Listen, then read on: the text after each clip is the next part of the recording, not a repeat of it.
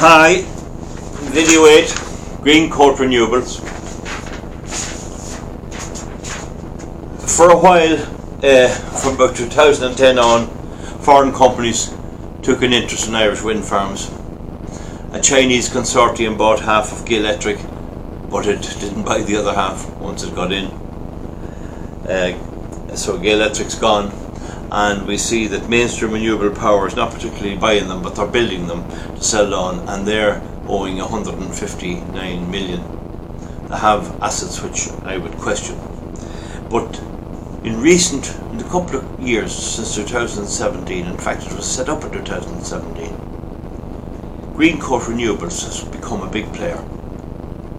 And in my humble opinion, there would already be a complete collapse of the wind industry had it not rolled into town.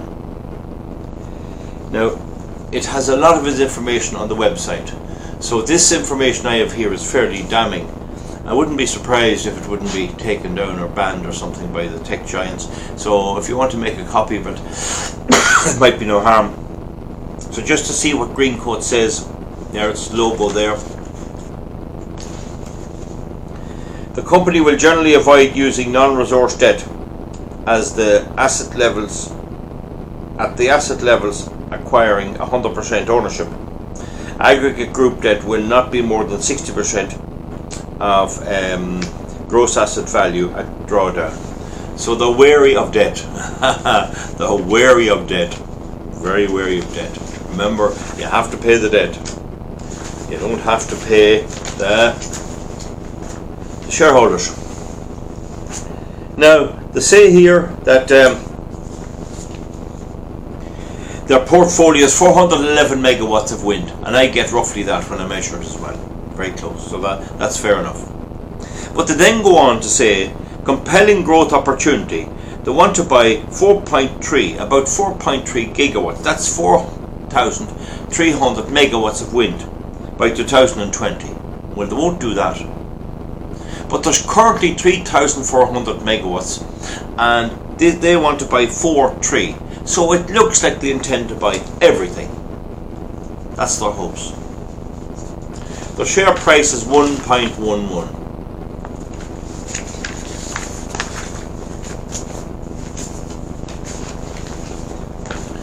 So,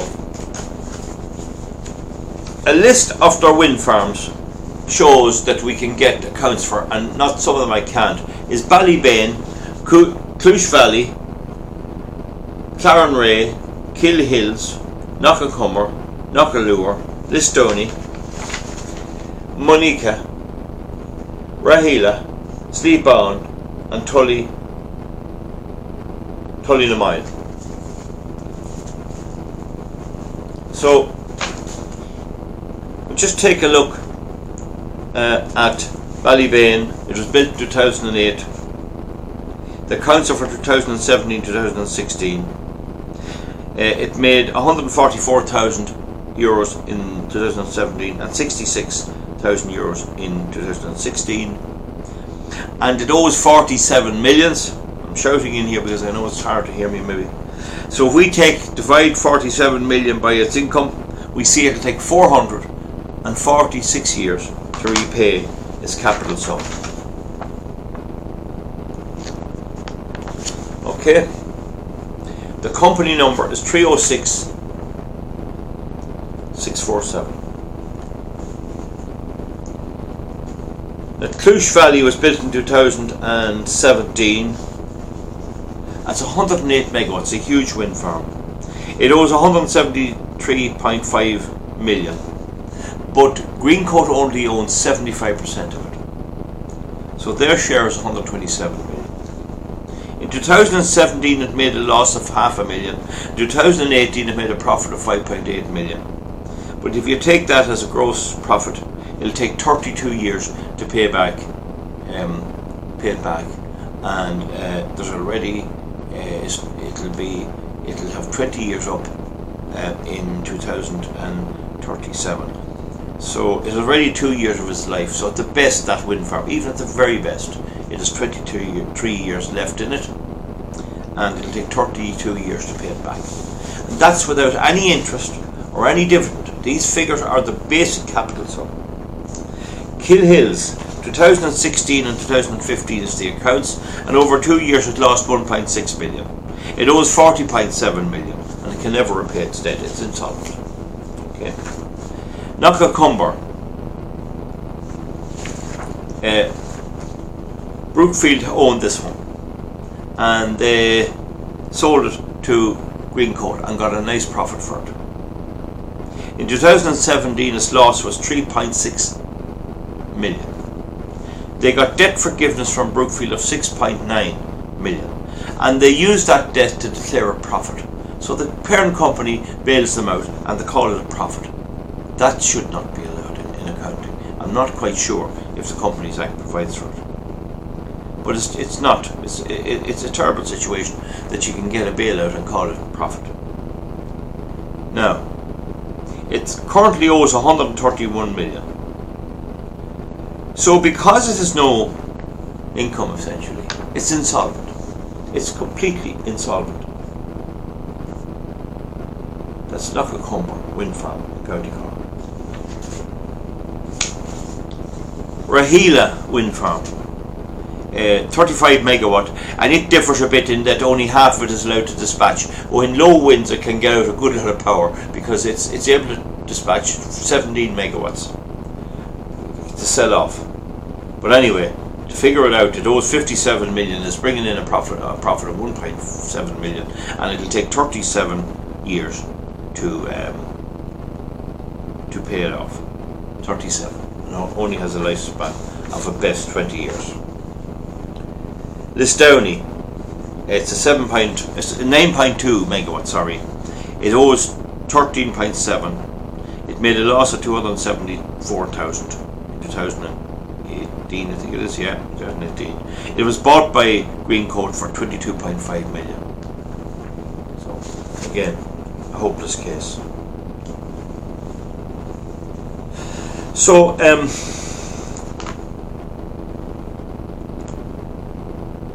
another one I hadn't on that long list was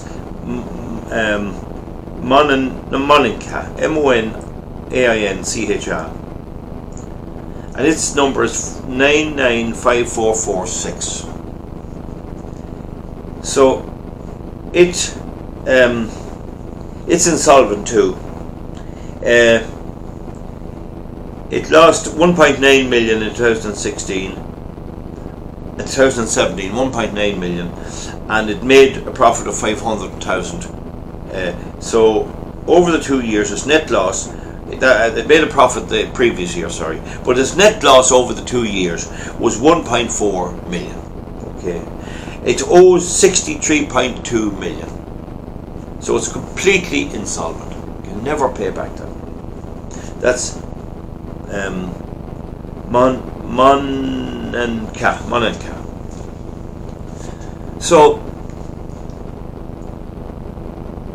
So I've taken the 25% that it doesn't own of Clouse Valley, and I've added in Monincha, and I get total money owed on these wind farms at 500 million, and the income, taking one or the other, is 2 million. So it'll be 250 years. I'll just write it here. 250. 250 years when these are paid back.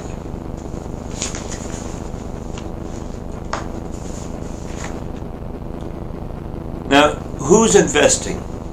Well, there are a lot of private investors, but here's a list published by themselves. ISIF. We'll have to look that up. ISIF. That's the Irish Strategic Investment Fund. Irish Strategic Investment Fund. That's your taxes and mine. 76 million. Newton, must be Newton Holdings, 6.7 million, 16.7 million. I'll get a paper and write that down. Now, so I just made a little itemized list of them there, and I'll call them out to you. So, the investment in it is Irish Strategic Infrastructure Fund, our taxes, 76 million. 76 million. Don't forget the government has already pumped dead pension money in their pension fund. Newton, 16.5 million. AIB, these are the crowd we bailed out, 15 million. Irish Life, 15 million. Investec, 13.2. Close Asset Management, 9.8. Farrington, 9.8. And M&G, 9.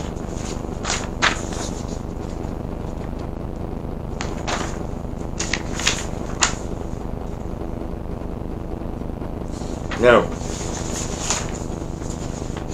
so it says here then further down that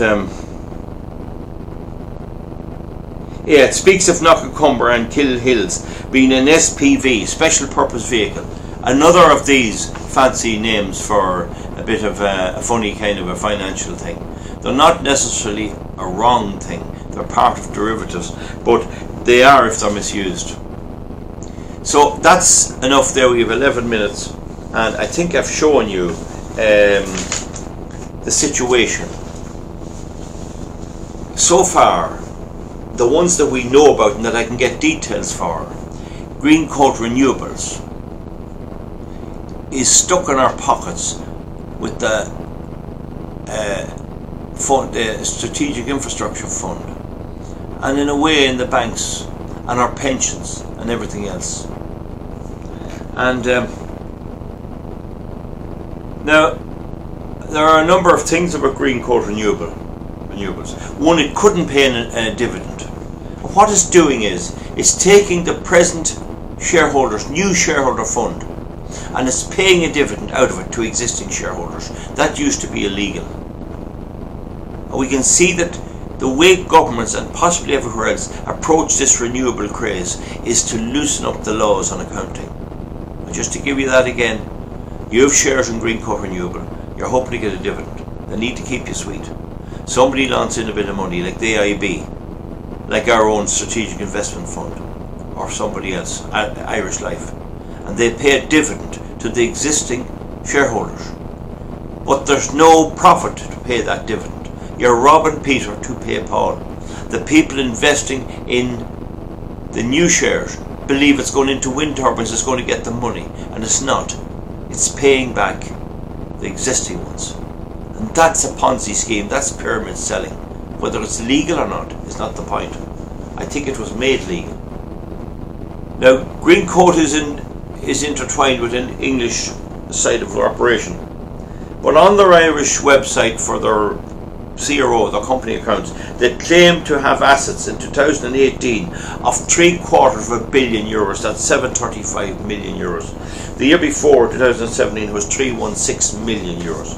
So they've doubled their intake of shares. And we see that from the sources I'm after giving you, it's 164.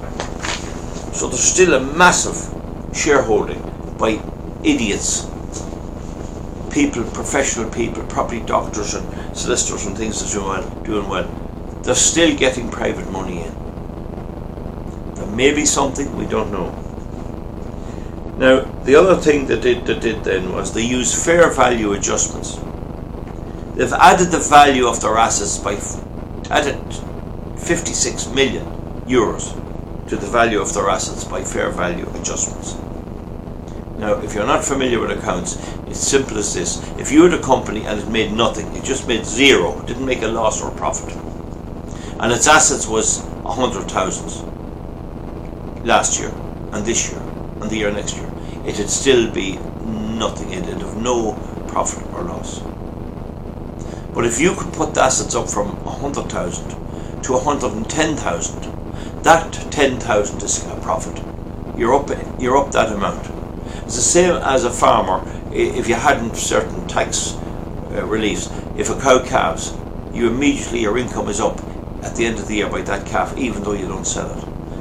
So they're using this fair value adjustments, and this was illegal for years and years and years, and made legal just before the Celtic Tiger and the collapse of Lehman Brothers and all these.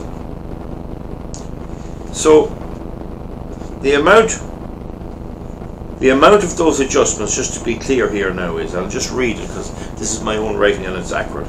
In turn, Greencoat Renewables in their own accounts managed to show income of 56 million euros through fair value adjustments, or 46.7 million euros. 46.7 million euros. Now, I'm not quite sure why there's a wee difference there. Well, it's income. No, their income was 56 million. They obviously had costs. But there was a 46.7 million fair value adjustment. Okay, so the value of their assets was pushed up by 46.7 million. Okay, despite the fact that they made no profit, and they have 400,000 in leverage, bank loans or whatever. That's very small for such a big company. So clearly they're keeping the loans down and they're exchanging debt for equity. And now, in the book Bean Counters, about accountants, by Richard Brooks, published by Boomerang Books in 2009, the author attributes fair value accounting as one of the key causes of the worldwide credit and banking bubble. And in the Irish Times on the 22nd of May this year, 2019, you want to hear and see what they've wrote, such glowing reports. Oh, we own all this. Oh, we're buying more and more wind farms. They'll buy rah-rah almost certainly. They're going to buy all this. And there's all this hype. And this is total and utter balderdash. And our government is buying into it. And nobody sees this. So, it's just amazing that whatever it is, it's about this obsession about making electricity. Now, I have my dossier going into the Dáil Committee of Public Accounts, and they threw it over to the Department of Energy. They're going to ignore it. But how can you keep it all? How can everyone keep this a secret? The only one I ever got to make to draw attention to it was the economist Colin McCarthy. And he was the one who carried out the board snip nua after the last financial collapse. So when they really needed him, they got him. But they won't listen to him now. They won't listen to him. And if some of the green people will say, well, it doesn't matter what it costs, it doesn't matter what it is, because it's saving the planet. But I have already shown that's not the case. But I think this $750 million, it can't be all just straightforward shares. I'm inclined to think there's some of this other financial things like derivatives, and I'll be dealing with that. And it's possible, and it's well reported at the minute, that Deutsche Bank, the big German bank, is in trouble, and it has 49 trillion euros in derivatives. 49 with 12 notes after it. And they must be spending that somewhere. They're counting that as genuine assets, and some of it could be very, very dodgy.